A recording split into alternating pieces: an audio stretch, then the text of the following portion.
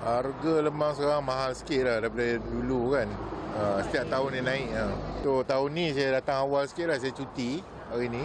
So saya datang macam tengah hari ni tengok tak ada orang lah. Adalah peningkatan naik sikit harga lah kan. Biasa lah dulu RM20, 18 biar dululah. Sekarang dah 22, 24. Kita tahulah harga tak tahu beli kan. Santan memang nak double harga dia dah. Kita naikkan harga. Naikkan harga. Kalau yang macam harga kena naik harga lah maksudnya. Boleh.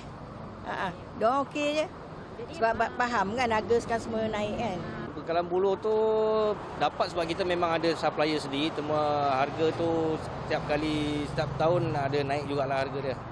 Buat masa ni kita masih maintain lagi harga daripada tahun-tahun sebelum. Cuma saiz tu kita bawah 20 kita dah tak ada. Semua sekarang start daripada RM20 sampai ke RM26.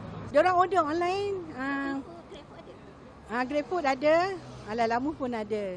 Jadi sekiranya kalau pelanggan tu kata dia duduk di kampung, contoh kemudian dia kata dia nak beli, dia tak nak datang sini. Jadi kita boleh.